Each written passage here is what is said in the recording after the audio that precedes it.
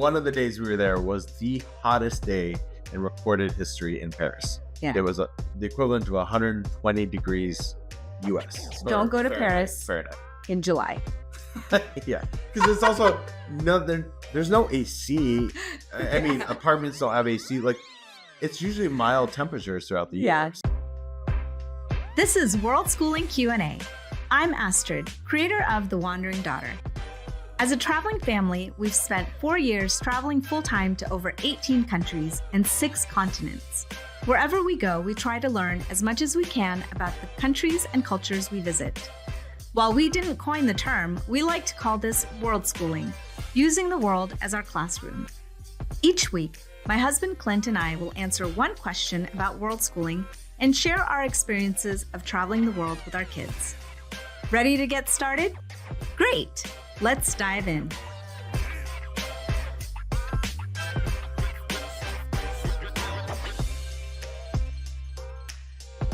All right, continuing with our country reminiscing and recommendations. This week, we are answering the question, how do I world school in France? So as we did with previous episodes, we'll start with the logistics and then kind of go through some of our key highlights. Yeah, I think France is kind of an average-sized country, I think, in Europe. Similar like Spain and Yeah, Italy. If you scrunch Italy up into a ball. it's bigger than Italy, actually. Oh, I stand corrected. I believe there's multiple places you can fly in. We've only flown gone into Paris. Yeah, it's got a few major airports around the country. Yeah, it's French speaking. There is some English spoken, especially in touristy areas, but there's kind of like Italy. It's kind of there's a nationalistic pride about it. So I think French and French food is what you're going to get primarily. Yeah. What else? What are some other? Well, just like Italy, France is part of the Schengen countries. And so if you want to spend an extended amount of time in those countries, you get 90 days. So you can either spend all those 90 days in France or, do like a month and then go elsewhere among the other Schengen countries. Yeah, I think I forgot to mention something with getting there. Lots of people drive there, especially from the UK or things like that. There's a lot of people actually will drive into France. There's lots of trains all over Europe. It's kind of cool because it's like central, so it's very easy to get to. I think France has a really good train system. And like as Clint was mentioning, you can drive from the UK to France via like the tunnel, the underground tunnel below the English Channel. My family and I took a train there when I was a kid through the tunnel. And so that was cool and kind of scary at the same time. It's cool. It's kind of on my bucket list. The other thing about getting around is you mentioned you can also drive, like you can drive there, or, once you get there, you can rent a car. It's not very hard to rent a car, but there are some like rules that you need to be aware of. I think like if you were I think you just need to familiarize yourself with that are particular. And I actually have an article on my website talking about tips for driving in France. It's similar to Italy. Similar driving rules. You're driving, it's the same as the US. So you're driving on the right side of the road, left side of the car. There's really, obviously it's kilometers per hour. I think the hardest thing maybe for US based drivers is going to be road signs. If you're not familiar with French, that was a challenge for me. But yeah, other than that, I think other than those small rules you were talking about, I think it's pretty easy. Lodging, very similar to Italy. Obviously Airbnbs, you can probably find local listings. Hotels, I mean, Europe is all small hotel culture. It has been it's an inn culture and has been forever. So most of your hotels in Italy is the same way. If you are a family, it's a little challenging because the hotel rooms are often small. They're based on occupancy. A lot of times you'll have to get 2 rooms depending on the inn that you stay at. Obviously, like modern hotel chains, that changes it a little bit. But I mean, the inns are where it's at. I mean, they're amazing if you want to stay, but they're not really geared toward long-term stays. They do have villas, right? Just like Italy. They have villas that you can stay at or you can find through local renting and stuff. Yeah.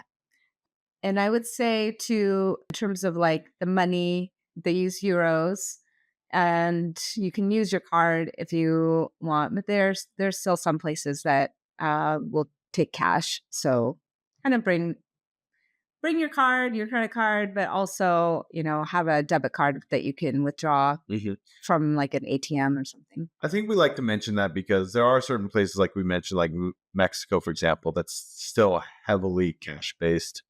And then there's places like the UK that's very card based. So, and especially tap card.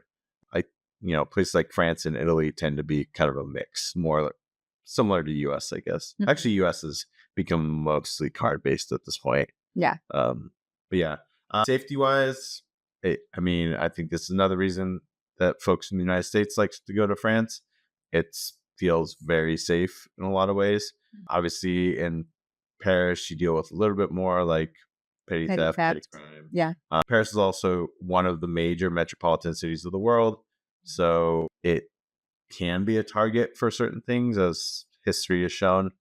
But for the most part, I don't think anyone really has to worry about their safety in France. There is a nationalistic pride, so just don't offend anyone. Yeah. But we have friends who have brought their kid there, and like the French, and we had this too, like they're very accommodating towards families.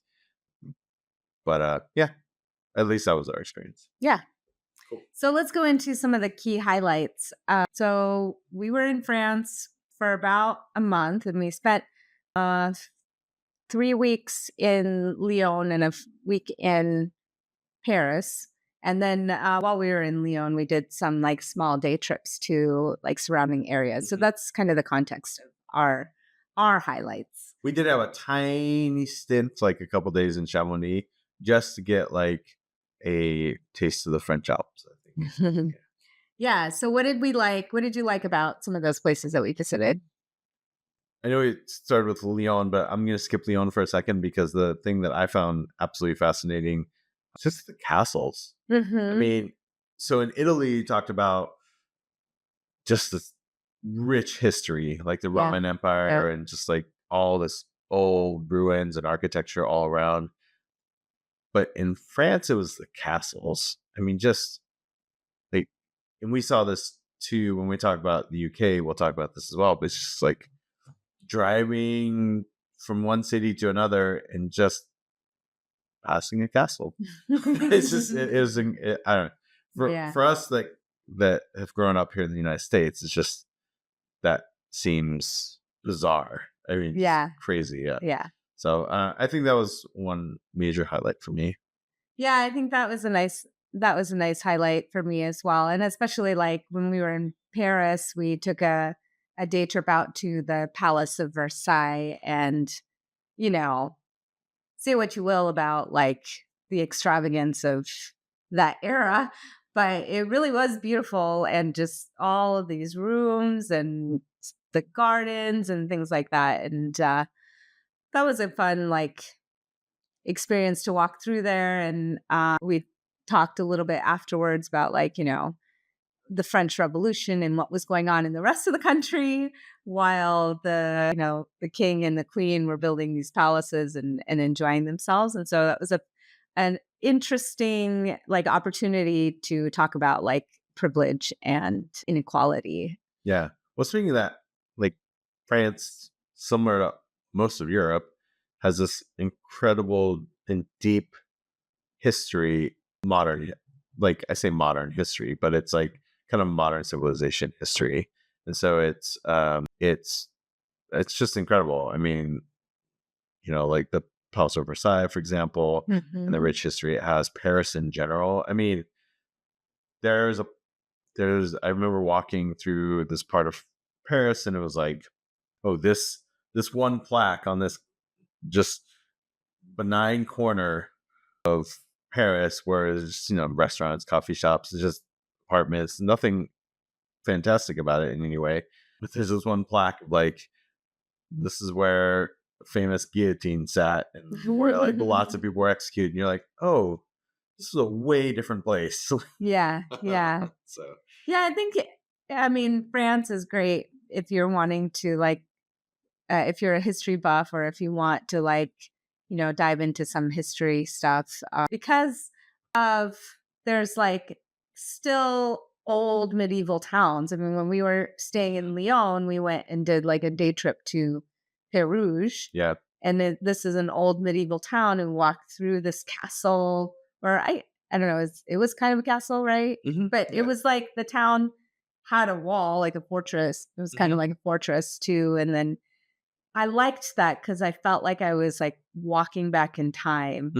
But then there were these like modern businesses in there. So there's this like juxtaposition of old and new that you find in other parts of Europe too. And for people like us that grew up in in North America, like we just don't get that yeah. The in our closest we get, day to day. yeah, the closest we get in the United States is like the old forts Right. from like Yeah. Old West days and stuff, and then or we get like if you go really far back, we get like the ruins, the cliff dwellings and stuff in Mesa Verde. That's true. But people are not living amongst those and having businesses and just treating them like every day.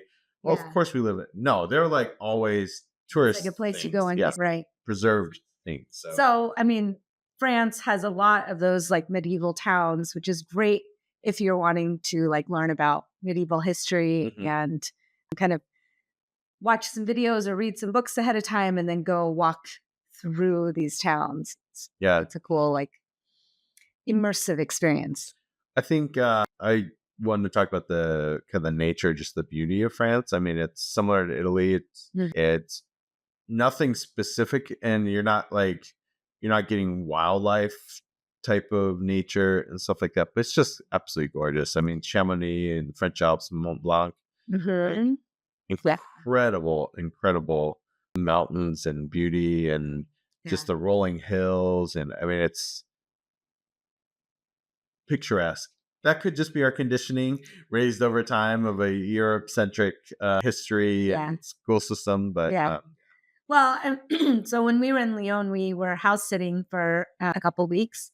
So we had like a dog that we, got to take a walk, and we were able to borrow the owner's car. So we did do some like day trips out to like parks, nearby nature parks. And I do remember walking to one that was like a dormant volcano. And in my mind, I was thinking like, there are volcanoes in France.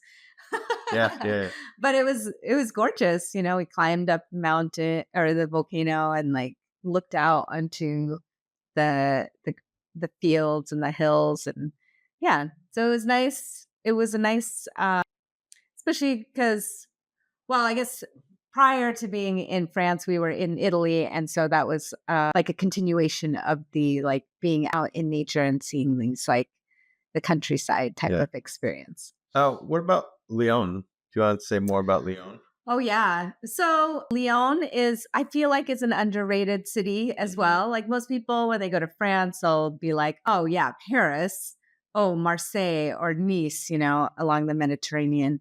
But Lyon had this cool vibe to it for us. And I think what I liked was the amount of museums that it had. So there's like a fantastic science museum called the Confluence Museum. And then there were some like smaller museums. We went to like a puppet museum. We went to this like miniature world where they did like the city of Lyon in miniature, and that was awesome. Yeah. Wasn't there like a movie? There was a movie. Museum. With movie props and things. Yeah. And then the city itself is great because there's like an old part of the town called Vieux-Lyon. They called it Vieux-Lyon because it's like the old city.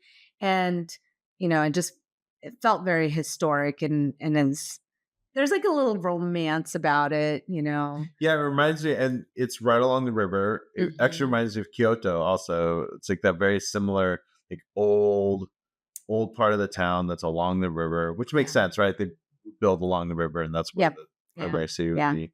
But it's super beautiful. Can get really packed with tourists, though. It is Right. is Yeah. definitely the popular tourist spot of Lyon. And it's so concentrated. Lyon's fascinating because tourism, it's almost like Las Vegas. Like all the tourism is concentrated on that one strip, and then the rest of the town sees like no tourism. So you can totally ignore that strip if tourism's not your thing, and just live in this like French city. One of the things, kind of going back to the logistics, though, we had a car when we were there, and one of the things is like if the roads all are kind of like one ways, so if you miss an exit, you can't just like go and turn around. You have to like go 20 minutes and then find a way to turn back around and then go to that exit. So just keep that in mind if you plan on driving. Yeah, which makes it a problem when you don't quite understand how French words are spelled. You're trying to find exits. Yeah. I have a article on my site with like highlights of Lyon, so you can dive into that a little bit more if you're interested. So I think we would be scolded if we didn't talk about Paris. Yeah. And we didn't spend a lot of time in France, so we can't really say we didn't get to explore as much of France as we wanted to, or travel around France as much as we wanted to. But we did go to Paris. We went to Paris for a week because we wanted to see Paris. Before you say anything, I would just say we should probably give it another chance because a lot of people love Paris. We didn't have the best experience in Paris. Well, so here's the thing. We came in July, and as it happened, it was the week that we were in Paris, France was going through a heat stroke, and it was the hottest it had been in history. In history, the hottest time in history. It literally was one of the days we were there was the hottest day in recorded history in Paris. Yeah. It was the equivalent of 120 degrees US. So don't go to Paris Fahrenheit. In July. Yeah, because it's also there's no AC. I mean, apartments don't have AC. Like, it's usually mild temperatures throughout the year. Yeah. So yeah, having said that, most of our time, because it was so hot, was spent in the subway and malls trying to like stay cool. Yeah. Museums or things like that. So it just made everything hard. Taking the subway everywhere, being out walking, like everything was hard. And we did a lot of it. And because we were only there a week, I think we did mostly touristy type of things. Yeah. So we went to the Louvre, which I thought was beautiful, but you are waiting in line a lot. Mm-hmm. We went to the Eiffel Tower. What were some of the other?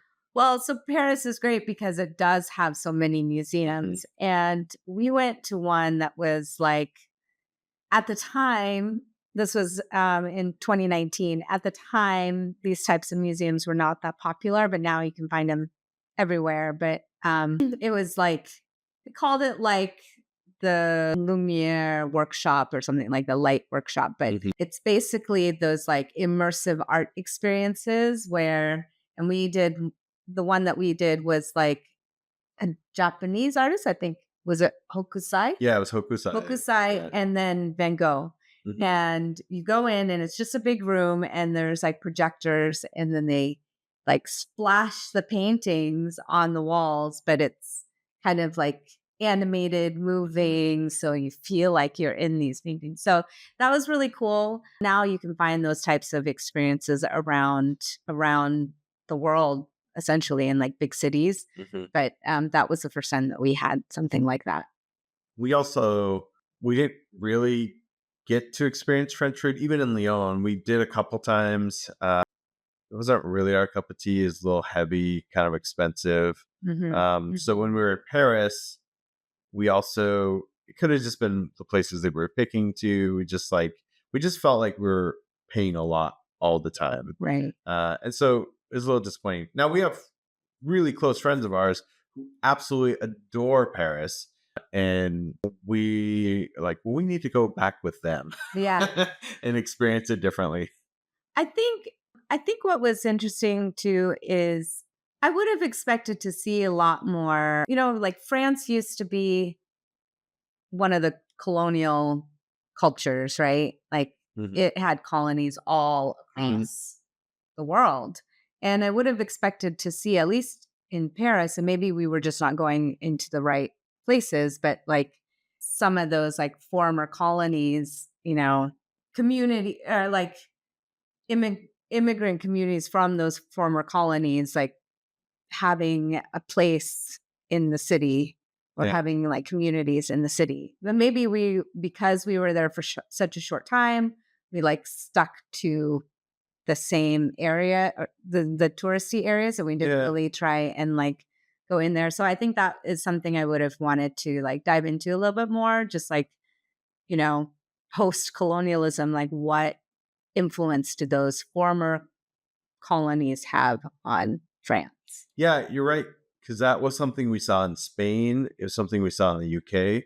We didn't really see it in Italy, but that makes sense because the Roman Empire was so long ago that you didn't really get that like, post-colonial feel. I think it's really big in the UK because, you know, you have so many immigrant populations there. But yeah, that was interesting. So having said that, we're city people. We're big city people. Like we love Tokyo, we love London, and we love New York City. And so I think it was a little bit disappointing for us to have kind of not a great experience in Paris because it's like it's one of the major metropolitan places in the world. So we were like, yeah, of course we would love this place. And it was like, what happened? So we'll give it another chance. Yeah, we'll give it another chance. Yeah, for sure. Anything else you want to mention about France? I think I don't have anything else. Okay. Yeah, it's okay. Well, that's all for today. Thank you for joining us on this episode of Worldschooling Q&A with Astrid and Clint. Be sure to check out the show notes for any links we mentioned in the episode, and visit my website, thewanderingdaughter.com, to dive deeper into worldschooling and family travel. If you like what you hear, please consider supporting The Wandering Daughter on Patreon. It really helps us out and keeps the show going. You'll also get exclusive perks like episode transcripts, additional resources, access to office hours with us, and more. You can find us on Spotify or the podcast app of your choice. If you're listening to this on Spotify, you can tap the bell icon to get notified when new episodes come out. And if you like this episode, please give us a 5-star review. It really helps new people find our show. If you're watching this on YouTube, don't forget to like and subscribe and tap the bell icon to get notified of new episodes. You can follow me on Instagram @WanderDaughter or follow The Wandering Daughter on Facebook. Links to these are also in the show notes. If you have any worldschooling questions you'd like us to answer for future episodes, feel free to throw them in the comments or send us a message at thewanderingdaughter.com/podcast. Until next time, happy travels! Bye!